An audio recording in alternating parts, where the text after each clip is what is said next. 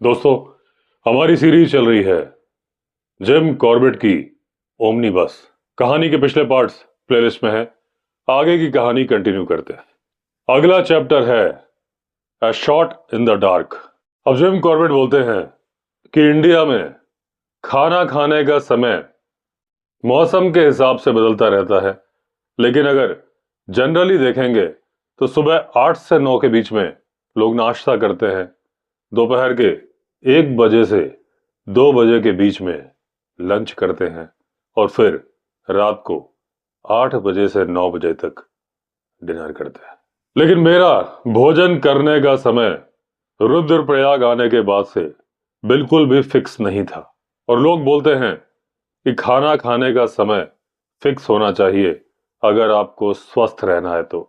लेकिन मेरा कोई समय था ही नहीं जिसमें मैं भोजन करूं, लेकिन उसके बावजूद मैं चुस्त दुरुस्त था।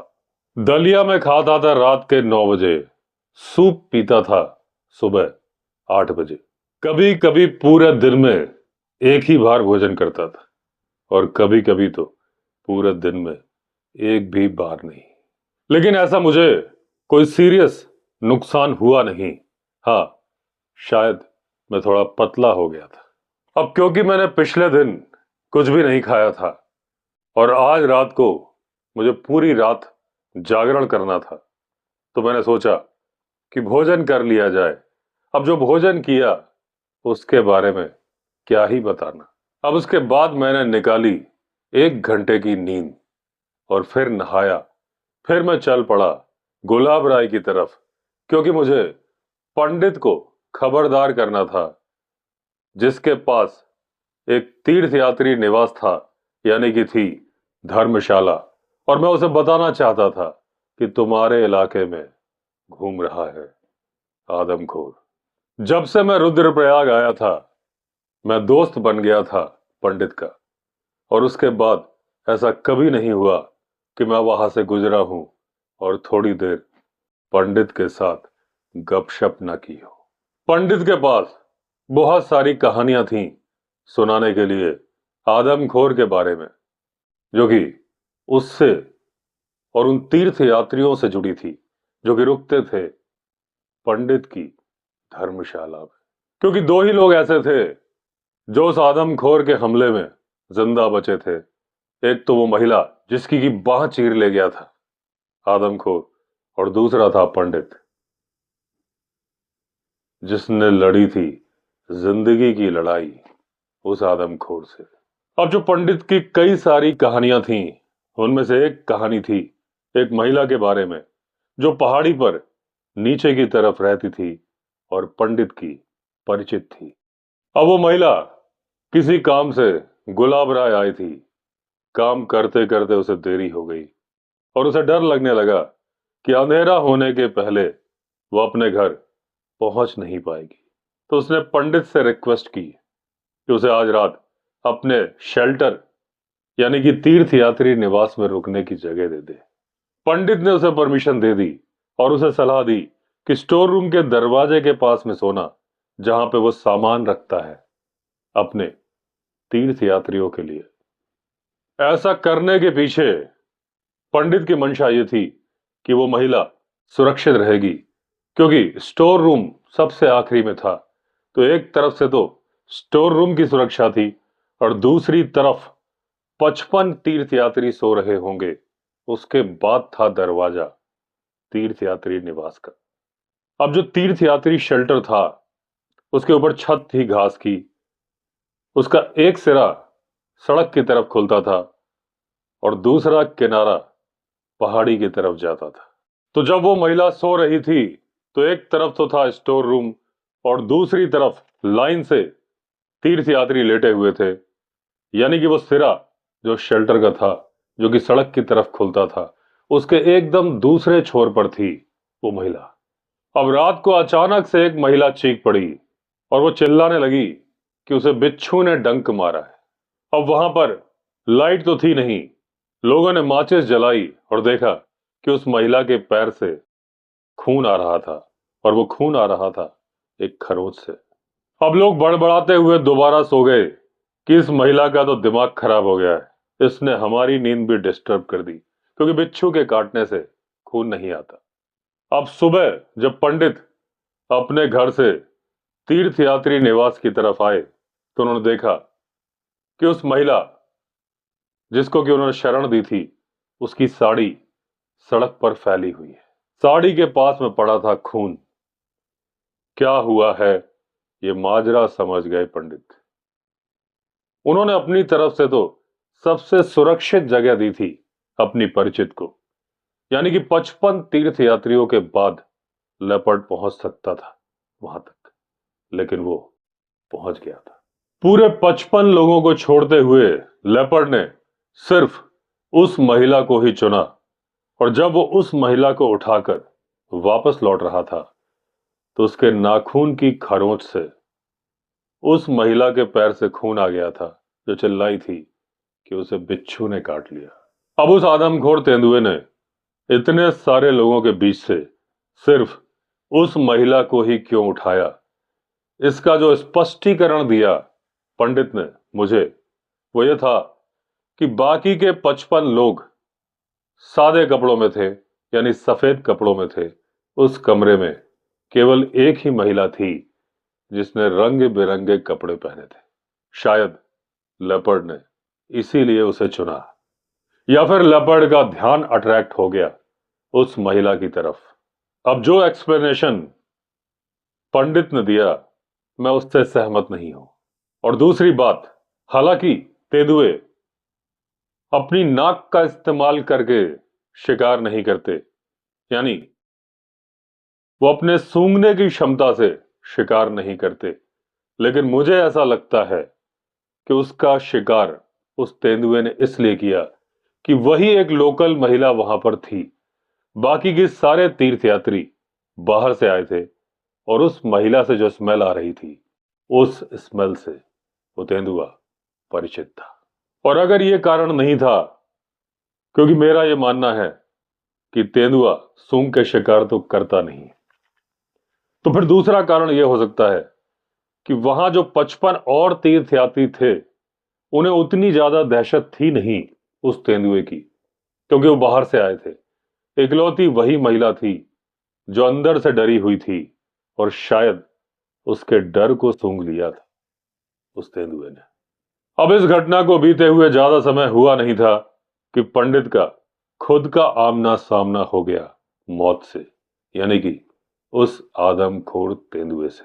अब पंडित को एग्जैक्ट डेट तो याद थी नहीं, लेकिन पंडित ने कहा कि अगर जरूरी हो तो हॉस्पिटल से वो रिकॉर्ड मिल जाएगा। लेकिन उस डेट को पता करके करना क्या, हमें तो उस घटना से मतलब है, पंडित की सच्ची कहानी से मतलब है।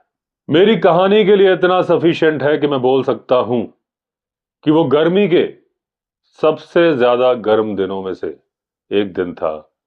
साल था 1921, यानी कि 4 साल पहले जब मैं पंडित से पहली बार मिला था, उसके 4 साल पहले यह घटना हुई थी। पंडित ने बताया कि मैंने रात का खाना खाया था, तभी मद्रास से कुछ तीर्थयात्री आए। थक चुके थे, उनके पैरों में छाले पड़ रहे थे। उन्होंने रुकने की जगह मांगी। अब पंडित को लग रहा था कि अगर और ज्यादा हत्याएं वो तेंदुआ यहां पर करेगा तो उसके तीर्थयात्री निवास की रेपुटेशन डाउन होगी, उसका तीर्थयात्री निवास बदनाम हो जाएगा। तो पंडित ने रिक्वेस्ट करी उन तीर्थयात्रियों से कि आप 2 मील आगे चले जाएं, आगे रुद्रप्रयाग है, वहां आपको रुकने की जगह मिल जाएगी, क्योंकि यहां पर बहुत ज्यादा खतरा है। रुद्रप्रयाग गुलाब राय से ज्यादा सुरक्षित था, लेकिन वो तीर्थयात्री बहुत ज्यादा थके हुए थे, वो पंडित की बात सुनना भी नहीं चाहते थे। जब पंडित ने देखा कि कोई फायदा नहीं है इन्हें समझा के, तो पंडित ने उन्हें दे दी जगह रात रुकने की। अब वो जगह उस आम के पेड़ से 50 गज की दूरी पर थी, जिस आम के पेड़ के बारे में मैं पहले ही चर्चा कर चुका। अब जो पंडित का घर बना था वो उसी पैटर्न पे बना था जिस तरह के पैटर्न पे घर बने थे भैंसवाड़ा के, जिसके बारे में मैं पहले ही बता चुका हूं कि निचले फ्लोर में अनाज रखने की जगह होती है, पशुओं का चारा रखने की जगह होती है, ऊपर सीढ़ियां होती हैं, ऊपर एक वरांडा भी होता है और उसमें बने होते हैं कमरे और लोग रहते हैं वहां पर। अब पंडित और उसके जबरदस्ती के मेहमान खाना खाने के बाद एक ही कमरे में रुक गए और वो कमरा जिसमें एक भी वेंटिलेशन नहीं था, यानी कि कोई खिड़की नहीं थी। अब रात को गर्मी से परेशान पंडित को लगा कि उसका दम घुट जाएगा उस छोटे से कमरे में। उसने दरवाजा खोला, बाहर निकला और जो वरांडे के पिलर्स थे, एक हाथ एक पिलर पर रखा और दूसरा हाथ रखा दूसरे पिलर पर। अब पंडित ने जैसे ही लंबी सांस खींची अपने फेफड़ों में पहाड़ की ठंडी ठंडी शुद्ध हवा भरने के लिए, तभी किसी ने पकड़ लिया उसकी गर्दन को। पंडित ने जो पिलर्स पकड़े थे उसे पकड़े ही पकड़े अपनी एक जोरदार लात मारी उस गर्दन पकड़ने वाले के ऊपर, और उस लात का प्रहार इतना जोरदार था कि वो अपने दांत समेत नीचे जा गिरा। अब पंडित को लगा कि उसे बेहोशी आने वाली है। अपने कदम थोड़ा सा बाएं हटके पंडित ने पिलर और रेलिंग को पकड़ लिया। अब जैसे ही ऐसा किया, वो लेपर्ड जो कि पहले ही छलांग मार चुका था, उसने अपने दांत गड़ा दिए पंडित की एक भुजा में। अब क्योंकि पंडित ने रेलिंग पकड़ी हुई थी, लेपर्ड अपने वजन से ही पंडित के हाथ को चीरता हुआ, कलाई को फाड़ता हुआ नीचे गिरा, अपने खुद के ही वजन से।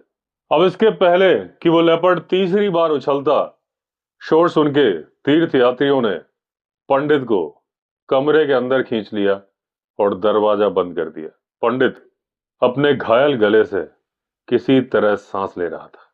अब बाकी की पूरी रात पंडित संघर्ष करता रहा सांस लेने के लिए। तीर्थ यात्री डर के मारे चिल्लाते रहे और वो लेपर्ड दरवाजे को खरोंच रहा था और गुर्रा रहा था दरवाजे के बाहर से ही। अब दिन की रोशनी में वो तीर्थ यात्री पंडित को काला कमली वाले हॉस्पिटल में ले गए रुद्रप्रयाग में। अगले 3 महीनों तक पंडित का भोजन दिया गया एक सिल्वर ट्यूब से, जो कि डाली गई थी उसके गले में। अपने घर पंडित वापस लौटा 6 महीने बाद। पंडित काफी कमजोर हो गया था, बाल सफेद हो रहे थे और एक फोटोग्राफ जो कि 5 साल बाद लिया गया था, उसमें भी लेपर्ड के दांतों के निशान साफ नजर आ रहे थे। हालांकि वो निशान अभी भी पंडित के गले और भुजा में साफ नजर आते हैं। मेरी जब जब पंडित से बात हुई, पंडित ने यही कहा कि वो आदमखोर तेंदुआ एक बुरी आत्मा है। और जब मुझसे एक बार पंडित ने पूछा कि आप किस आधार पर कह सकते हो कि एक बुरी आत्मा किसी शरीर को धारण नहीं कर सकती है, तो मजाक में, व्यंग्यात्मक लहजे में मैंने भी कहा, हाँ, वो बुरी आत्मा ही है। अब जब मैं गुलाब राय पहुंचा तो पंडित के पास बैठा उसे अपनी भैंसवारा की कहानी बताई, कैसे मैं खाली हाथ वहां से लौटा हूं, और मैंने यह भी बताया कि वो आदमखोर तुम्हारे इलाके में ही है। अपनी सुरक्षा का भी ख्याल रखना और अपने तीर्थ यात्रियों की सुरक्षा का भी ख्याल रखना जो कि रात को रुकेंगे तुम्हारे यहां। और याद रखना, वो बुरी आत्मा कई दिनों तक दूसरे इलाकों में घूमने के बाद तुम्हारे इलाके में आ चुकी है। अब उस रात और बाकी के 3 रातें मैं भूसे के ढेर के पास बैठा और चौथे दिन आइवर्सन वापस लौट आया। आइवर्सन जब भी आता था, मेरे अंदर एक नई ताजगी आ जाती थी, क्योंकि वो पॉजिटिव माइंड वाला आदमी था। उसका कहना था, कोई बात नहीं, वो बुरी आत्मा या फिर वो आदमखोर तेंदुआ आज नहीं मरा तो कल मरेगा, कल नहीं मरा तो मरेगा परसों। यानी कि आज करे सो काल करे, काल करे सो परसों, जल्दी जल्दी क्यों करता है, अभी पड़े हैं बरसों। मेरे पास बहुत सारी बातें थी आइवर्सन को बताने के लिए। हालांकि मेरा पत्र व्यवहार आइवर्सन के साथ हमेशा जारी था। मैं जो पत्र लिखता था आइवर्सन को, उसका सारांश गवर्नमेंट की रिपोर्ट को भी भेजा जाता था। यानी कि आइबर्टसन ही भेजता था और बाद में वो लेटर्स प्रेस में भी आते थे। आइबर्टसन को मैं बहुत सारी घटनाएं बता नहीं पाता था, वो घटनाएं जिन्हें कि आइबर्टसन सुनने को उत्सुक था। बहुत सारी खबरें आइबर्टसन के पास भी थीं जो कि वो मुझे बताना चाहता था। उसमें से एक घटना या एक खबर यह भी थी कि गवर्नमेंट ने बहुत सारे शिकारियों को बोला था कि आप लोग गढ़वाल जाइए और मारने की कोशिश करिए उस आदमखोर को। अब सरकार ने बहुत सारे शिकारियों से सजेशंस भी मांगे थे, तो केवल एक इंक्वायरी आई थी उस शिकारी की जो कि आना चाहता था यहां पर और मारना चाहता था आदमखोर को। लेकिन उसने इंक्वायरी ये की थी कि क्या सरकार उसके ट्रैवल, रहने और खाने का इंतजाम करेगी, तो वो सोच सकता है कि वो आए गुलाब राय। और सजेशन ये था, इकलौता सजेशन, कि एक बकरी बांधी जाए एज अ बेट, यानी कि एक बेट के रूप में उसके पूरे शरीर पर आर्सेनिक के जहर का लेप कर दिया जाए, बकरी का मुंह सिल दिया जाए ताकि वो खुद को ना चाट सके। रात को जब लेपर्ड आएगा उसे चाटेगा या खाएगा और वो मर जाएगा। अब आइबर्टसन आ गया, पूरा दिन हमने बातें की, अपनी कमियां, अपने प्रयासों के बारे में चर्चा करी और उसके बाद कॉर्बेट ने आइबर्टसन से बोला कि लेपर्ड की जो हैबिट है, यानी कि उस आदमखोर की, वो ये है कि वो तीर्थयात्री रोड पे हर 5वें दिन जाता है। तो कॉर्बेट ने कहा कि अब मेरे पास दूसरा कोई उपाय है नहीं, केवल एक उपाय है और वो उपाय है कि मैं 10 दिन तक किसी पेड़ पर इसी रोड पे बैठूं, क्योंकि 5 दिन में लेपर्ड आता है, ऐसा तो हो नहीं सकता कि वो 10 दिन में ना आए और मैं से गोली मार दूंगा। आइबर्टसन ने अनमने मन से मेरी बातें सुनी, लेकिन उसके बाद उसने कहा कि नहीं, यह इरादा ठीक नहीं है। तुम कई रातों से पहले से बैठ रहे हो, अगले 10 दिन में तुम्हारी तबीयत खराब हो जाएगी। लेकिन मैंने आइबर्टसन से कहा कि मैं तो बैठूंगा 10 रातों तक, और अगर 10 रातों में मैंने उस आदमखोर को मार नहीं दिया तो फिर मैं नैनीताल चला जाऊंगा और छोड़ दूंगा इलाका दूसरे शिकारियों के लिए। उस शाम आइबर्टसन मेरे साथ गया और आम के पेड़ पर मचान बनाने में मेरी मदद की। ये मचान हमने बनाया तीर्थयात्री निवास से 50 मीटर दूर और पंडित के घर से भी थोड़ी ही दूर। अब एकदम पेड़ के नीचे और सड़क के बीचों बीच हम लाए घसीट के एक बहुत बड़ा पेड़ का तना और उससे बांधी रस्सी, रस्सी में बंधी थी बकरी। बकरी के गले में घंटी भी बांधी थी, क्योंकि जो गुलाब राय की पोजीशन थी, चंद्रमा की रोशनी बहुत ही थोड़ी देर के लिए वहां आती थी, तो अगर अंधेरे में लेपर्ड आता तो उस घंटी से कॉर्बेट को उसकी पोजीशन मालूम चल जाती। अब जब पूरी तैयारियां हो गई तो आइबर्टसन इंस्पेक्शन बंगलों की तरफ चला गया, ये बोल के कि सुबह सुबह 2 आदमियों को भेज देगा। उसके बाद पेड़ के तने के पास एक पत्थर पर बैठ के मैं सुट्टा मारता रहा। तभी वहां पे पंडित आ गया। मैंने उसे सिगरेट ऑफर करी, लेकिन वो भक्त आदमी था, सिगरेट पीता नहीं था। वो हमें मचान बनाता हुआ देख रहा था। उसने कहा, आप पेड़ पर क्यों बैठ रहे हैं, आप पलंग पर सोइए, मेरे पास जगह है। लेकिन मैंने पंडित से कहा कि नहीं, मैं केवल आज की रात नहीं, अगली 9 और रातों तक इस मचान पर ही बैठूंगा। या तो मैं उस लेपर्ड को मार दूंगा, अगर नहीं मार पाया तो कम से कम तुम्हारे तीर्थयात्री निवास की सुरक्षा तो हो ही जाएगी। अब उस रात पहाड़ी पर एक बार कांकड़ यानी कि बार्किंग डियर बोला। बाकी की पूरी रात शांत थी। सुबह आइबर्टसन के भेजे हुए 2 आदमी आ गए। उसके बाद मैं नीचे उतरा, अपनी बंदूक उन्हें थमा दी, थोड़ी दूर तक पग मार्क ढूंढने चला गया, और जब पग मार्क मिले नहीं तो मैं भी चला गया इंस्पेक्शन बंगलो। अब अगले 9 रातों तक मेरा यही प्रोग्राम होने वाला था। शाम के टाइम पे मैं 2 आदमियों के साथ उस पेड़ पर आता, उजाला रहते ही उन्हें वापस भेज देता। उन्हें इंस्ट्रक्शंस दिए गए थे कि जब तक पूरी तरह से सुबह ना हो जाए, बंगले के बाहर ना निकले, वो मुझ तक आए, फिर वापस चले जाए। यही चलने वाला था 9 दिन तक। अब अगली 10 रातों तक मुझे और कुछ सुनाई नहीं दिया। अगर सुनाई दी थी तो एक बार काकड़ यानी कि बार्किंग डियर की आवाज। लेकिन वो आदमखोर इसी इलाके में था, इस बात के पूरे पुख्ता सबूत मिल रहे थे, क्योंकि उसने एक बार एक घर से बकरी उठा ली थी और एक बार उठा ली थी भेड़। मैंने वो दोनों शिकार ढूंढ लिए थे थोड़ी मुश्किलों के बाद, लेकिन उन पर बैठने का कोई फायदा था नहीं, क्योंकि उस आदमखोर ने उन्हें पूरा खा लिया था। इन दिनों लेपर्ड ने एक घर भी तोड़ा था, यानी कि आदमियों को मारने की कोशिश की थी। लेकिन उस घर में 2 कमरे थे। घर के निवासी अंदर वाले कमरे में घुस गए थे, और जो अंदर वाले कमरे का दरवाजा था वो मजबूत दरवाजा था। आदमखोर उसे तोड़ नहीं पाया था। अब मेरी वो 10 रातें खत्म हो गई। मैं वापस इंस्पेक्शन बंगलो में लौट के आया। आइबर्सन के साथ बैठ के भविष्य के प्लान के बारे में बात हो रही थी, क्योंकि किसी भी शिकारी ने सरकार का आमंत्रण स्वीकार नहीं किया था।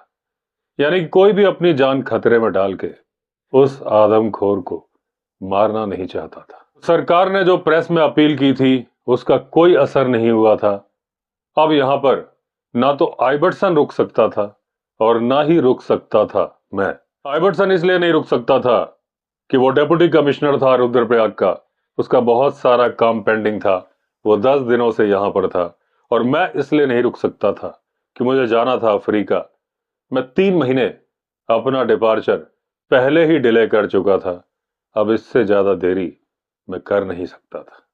अब हम दोनों ये डिसाइड नहीं कर पा रहे थे कि करें तो क्या करें, क्योंकि हम गढ़वाल के लोगों को उस आदमखोर की दया पर छोड़कर जाना नहीं चाहते थे। एक ही ऑप्शन समझ में आ रहा था कि आइबर्सन सरकार से छुट्टी ले ले और यहीं पर रहे, और मैं अपने अफ्रीका के पास को कट कर दूं, ताकि जो मेरे नुकसान हो रहे हैं वो ना हो। किसी भी निर्णय पर पहुंचने से पहले हमने तय किया कि आज की रात हम कोई निर्णय नहीं लेंगे। जो भी निर्णय लेंगे वो कल लेंगे, और जो आज आखिरी रात है उसको मैं बताऊंगा उस आम के पेड़ पर ही। अब जब मैं और आइबर्सन उस आम के पेड़ के पास पहुंचे तो वहां नजदीक में बहुत सारे लोग खड़े थे और देख रहे थे एक ही दिशा में। जब मैं उनके नजदीक पहुंचा तो अचानक से चौंके, और जब मैंने पूछा क्या चल रहा है तो उन्होंने बताया कि वो देख रहे हैं 2 सांपों की लड़ाई, और आखिरी बार उन सांपों को देखा था उस चट्टान के पास। उस चट्टान पर बहुत सारे खून के छींटे पड़े थे। लोगों ने बताया था कि दोनों सांपों ने एक दूसरे को काट लिया है, ये उनके ही खून के निशान है। मैंने पास से एक छड़ी तोड़ी और मैं कूद गया खेत में, ढूंढने लगा कि कहीं कोई बिल या सुरंग है क्या। तभी मुझे एक सांप नजर आ गया। अभी तक आइबर्टसन ने भी एक छड़ी तोड़ ली थी, और जब एक सांप ने सड़क के ऊपर चढ़ने की कोशिश की, आइबर्टसन ने उसे मार डाला। दूसरा सांप बिल में घुस गया और हमें नजर नहीं आया। जिस सांप को आइबर्टसन ने मारा था वो 7 फीट लंबा सांप था, और उसकी गर्दन में काटने के बहुत निशान थे। ये सांप रैट स्नेक नहीं था। हमें लगा ये बिना फन वाला कोबरा है। अब ठंडे खून वाले सांप जहर के प्रति इम्यून होते हैं कि नहीं होते मुझे नहीं मालूम, क्योंकि मैंने देखा है एक सांप ने एक मेढक को काट लिया था, वो कुछ ही मिनटों में मर गया था। अब मुझे नहीं मालूम कि सेम वैरायटी के सांप एक दूसरे को अगर काटते हैं तो उन पर जहर यानी कि वेनम का असर होता है कि नहीं होता। अगर होता है तो वो सांप जो बिल में घुस गया है कुछ ही मिनटों में मर जाएगा, और अगर असर नहीं होता है तो मरेगा बुढ़ापे में जाके। अब जब आइबर्टसन चला गया तो पंडित तीर्थयात्री निवास जाने के लिए मेरे पेड़ के नीचे से गुजरा। उसके हाथ में था दूध का बर्तन। पंडित ने बताया कि 150 तीर्थयात्री आए हुए हैं और उसके तीर्थयात्री निवास में रुकना चाहते हैं। उसने बहुत मना किया लेकिन वो मान नहीं रहे हैं, और वो पंडित कुछ कर नहीं सकता इसके सिवा कि उन्हें अपने यहाँ रुका ले। तो काफी देर हो चुकी थी, अंधेरा होने वाला था।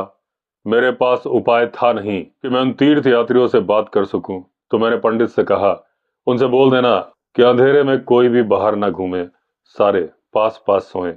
पंडित ने कहा, मैं ऐसा पहले ही बोल चुका हूं। रोड के नजदीक में ही एक छोटा सा बाड़ा बना के एक चरवाहे ने अपनी बकरियां और भेड़ें वहां बांधी थी। ये चरवाहा वो वाला चरवाहा नहीं था जो मेरा पुराना मित्र था, लेकिन इसके दो कुत्ते बहुत तेजी के साथ भौंक रहे थे जब हम लोग यहां पर आए थे और जब आइबर्टसन यहां से जा रहा। चंद्रमा करीब करीब पूरा था। पूर्णिमा से कुछ ही दिन बीते थे। रात के 9 बजे थे। आसपास अंधेरा था क्योंकि चंद्रमा पहाड़ी के पीछे था। तभी मैंने देखा एक आदमी तीर्थ यात्री निवास से लालटेन लेके रोड पर जा रहा।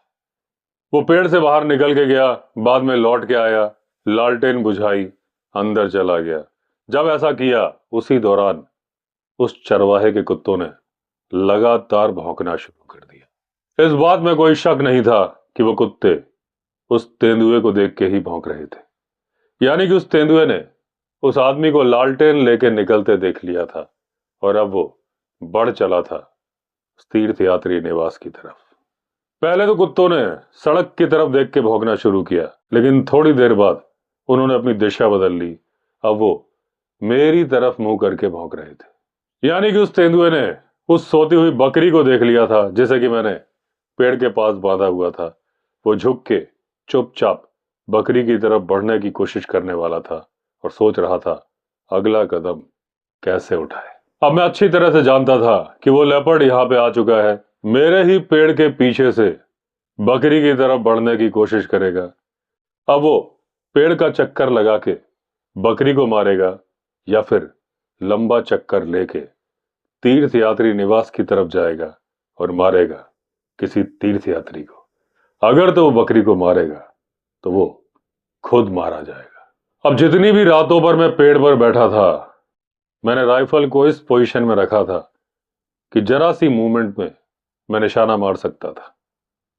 बकरी हमेशा मुझसे 20 फीट की दूरी पर बांधी जाती थी, आज भी उतनी ही दूरी पर थी, लेकिन आज बहुत अंधेरी रात थी, चंद्रमा अभी आया नहीं था। ये 20 फीट भी मेरी आंखें देख नहीं पा रही थी। उन पर बहुत ज्यादा तनाव पड़ रहा था, तो मैंने फैसला किया कि अपनी आंखों को बंद कर लूंगा और भरोसा करूंगा अपने कानों पर। मेरी राइफल में एक इलेक्ट्रिक टॉर्च लगी हुई थी जिसका मुंह मैंने बकरी की तरफ घुमाया हुआ था। मैं आंखें बंद करके कल्पना कर रहा था कि या तो वो लेपर्ड बकरी के पास पहुंच गया है और या फिर वो पहुंचने वाला है तीर्थ यात्री निवास के दरवाजे पर और चुन रहा है अपने अगले शिकार को। तभी थोड़ी हलचल हुई पेड़ के नीचे और उस बकरी के गले में बंधी हुई घंटी बज उठी। जल्दी से मैंने वो टॉर्च जलाई। टॉर्च की रोशनी जहां पर पड़ी वो जगह थी लेपर्ड का कंधा। मैंने जरा भी देरी नहीं की, ट्रिगर दबा दिया। जैसे ही मैंने ट्रिगर दबाया टॉर्च बंद हो गई। उस जमाने की टॉर्च आज की तरह नहीं होती थी और ये टॉर्च मेरी पहली इलेक्ट्रिक टॉर्च थी। मेरे पास कई महीनों से थी, लेकिन इसका इस्तेमाल करने की नौबत नहीं आती थी। आज बड़े दिनों बाद वो नौबत आई थी। तो मुझे टॉर्च की बैटरी लाइफ के बारे में पता नहीं था। इस टॉर्च की बैटरी कम थी, एक बार ही जली, बैटरी खत्म हो गई। अब मैं फिर अंधेरे में था। मेरी बंदूक का धमाका अभी खत्म ही हुआ था कि पंडित ने अपने घर का दरवाजा खोला और चिल्ला के पूछा कि क्या मुझे कोई मदद की जरूरत है। उस वक्त मैं अपने कानों से पूरी तरह से लेपर्ड की मूवमेंट ढूंढ रहा था, इसलिए मैंने पंडित की बात का जवाब नहीं दिया। पंडित ने दरवाजा बंद कर लिया। जिस वक्त मैंने लेपर्ड को गोली मारी वो सड़क पर लेटा था। मुझे पूरी उम्मीद थी कि गोली लगने के बाद वो पहाड़ी के नीचे गया होगा, और पंडित ने जब मुझे आवाज लगाई उसके पहले मुझे गुर्राने की आवाज सुनाई दी थी, लेकिन मैं उसके बारे में श्योर नहीं था। मेरी गोली की आवाज से तीर्थयात्री भी उठ गए थे। थोड़ा बहुत बुदबुदाने और बड़बड़ाने के बाद वो दोबारा सो गए। बकरी घायल नहीं हुई थी। उसकी घंटी की मूवमेंट से मालूम चल रहा था कि वो घास खा रही थी जो रोज उसके लिए लाई जाती थी। मैंने बंदूक चलाई थी रात के 10 बजे। अभी चंद्रमा के आने में बहुत टाइम था। इस दौरान मैं कुछ कर नहीं सकता था, तो मैं आराम से बैठ गया और मारने लगा सुट्टा। थोड़ी देर बाद चंद्रमा उगा। उसकी रोशनी आने वाली थी। मैं पेड़ की ऊपर की डाल पर चढ़ा, लेकिन मैंने पाया कि उसकी जो ब्रांचेस हैं मेरा व्यू रोक रही हैं। मैं फिर मचान के पास आ गया, लेकिन मुझे कुछ दिख नहीं रहा था। अब सुबह के 3 बज रहे थे। जब पूर्व की दिशा से थोड़ा उजाला होना शुरू हुआ, मैं पेड़ से नीचे उतरा। बकरी ने मुझे देख के प्यार से मिमियाने की आवाज निकाली। बकरी के नीचे एक चट्टान थी और उस पर खून की एक धार थी, और उस धार को देख के मालूम चल रहा था कि लेपर्ड इतना खून निकलने के बाद कुछ ही मिनटों का मेहमान है। वैसे तो घायल शिकार को देखने के लिए बहुत ज्यादा सुरक्षा की जरूरत होती है, लेकिन मैं नीचे उतरा तभी मुझे मरा हुआ लेपर्ड नजर आ गया। वो बैठी हुई पोजीशन में था और उसने अपनी चिन जमीन पर रखी थी। थोड़ा सा वो गड्ढे में सरका हुआ था। अब वो लेपर्ड आदमखोर है कि नहीं, इस बारे में मुझे कोई शंका नहीं थी, लेकिन वो था तेंदुआ ही। वो एक शैतान नहीं था कि जो अपने दांत निकाल रहा हो, अपनी जीभ को अपने होठों पर फेर रहा हो, मेरी गर्दन में दांत गड़ा के मेरे खून का स्वाद चखना चाहता हो। मेरे सामने था एक बूढ़ा लेपर्ड। बस ये लेपर्ड, इसके विस्कर्स नहीं थे क्योंकि बूढ़ा हो चुका था। फर का कलर थोड़ा हल्का था। ये दुनिया का सबसे ज्यादा नफरत किया जाने वाला तेंदुआ था। उसका जो अपराध था वो प्रकृति के कानून के खिलाफ नहीं था, बल्कि था इंसान के बनाए हुए कानून के खिलाफ। क्योंकि प्रकृति का कानून था कि वो मांस खाएगा, वो मांस ही खा रहा था, लेकिन वो जानवरों की जगह इंसानों को खा रहा था। ये बात इंसान के कानून के खिलाफ थी। अब वो अपनी चिन को जमीन में रख के आंखें बंद करके अपनी आखिरी नींद में शांति के साथ सो रहा था। अभी मैंने पंडित के खांसने की आवाज सुनी। देखा पीछे रोड की तरफ पंडित है। मैंने उसकी तरफ मुड़ के देखा, पंडित मेरी तरफ आ गया। पंडित ने मुझसे पूछा कि ये जिंदा है कि मर चुका है। मैंने कहा कि मर चुका है। ये वही बुरी आत्मा है जिसने 5 साल पहले तुम्हारे हाथ फाड़ दिए थे। ये वही बुरी आत्मा है जिसके डर से कल रात तुमने मदद के बारे में पूछा और मेरे जवाब नहीं देने पर दरवाजा बंद कर लिया। पंडित ने अपने दोनों हाथ जोड़े और मेरे पैर छूने की कोशिश की। तभी मुझे मेरे आदमियों के चिल्लाने की आवाज सुनाई दी। वो ढूंढ रहे थे, साहिब आप कहाँ हैं? और जब मैंने बोला मैं यहां हूं, उन्होंने ऊपर से नीचे देखा, खुशी के मारे झूम उठे। एक आदमी तो अपनी लालटेन को खुशी से लहराने लगा। वो ये भूल गया था कि लालटेन अभी बुझी नहीं है। उन आदमियों ने बताया कि रात भर उन्हें नींद नहीं आई। जब जमादार की घड़ी में उन्होंने देखा 4:30 बजे हैं, वो एक बल्ली यानी कि खंबा, लालटेन और रस्सी लेके इस तरफ ही बढ़ चले। और जब यहां पर आए उन्होंने देखा कि बकरी सही सलामत है, मैं पेड़ पर हूं नहीं और खून की धारा है, तो उन्हें लगा कि लेपर्ड ने मुझे ही मार दिया है, इसीलिए वो चिल्ला रहे थे। अब तीर्थयात्री निवास के लोगों की भीड़ भी वहां जमा होने लगी थी। अपने 4 आदमियों को लेके मैं वापस चल पड़ा। बकरी, जिसे बहुत ही हल्की सी चोट लगी थी, उसे नहीं मालूम था कल रात क्या हुआ। अब बाकी की जिंदगी वो हीरो की तरह गुजरने वाली थी। उसे एक तांबे का कॉलर पहनाया जाने वाला था और मैंने उसे उस आदमी को ही वापस कर दिया जिससे कि मैंने उसे खरीदा था। आइवर्सन अभी भी सो रहा था जब मैंने उसका दरवाजा नॉक किया, और जब उसे मालूम चला वो खुशी के मारे नाचने लगा क्योंकि मरा हुआ लेपर्ड वरांडे में ही रखा था। आइवर्सन ने गरम चाय लाने के लिए बोला और बोला गरम पानी लाने के लिए ताकि मैं नहा सकूं। वो एक टेलीग्राफ टाइप करने लगा जो कि भेजा जाने वाला था सरकार को, उसकी वाइफ जीन को, नैनीताल मेरे परिवार वालों को। किसी ने कोई सबूत नहीं मांगा। सबको मालूम था कि ये आदमखोर है, जबकि पिछली बार जब एक तेंदुए को मारा गया था उसे आदमखोर समझा जा रहा था, जिसे कि हमने जिन ट्रैप में पकड़ा था। मैं शुरू से जानता था कि वो आदमखोर नहीं है। आइवर्सन ने राहत की सांस ली थी। उसकी पोजीशन बहुत बुरी थी।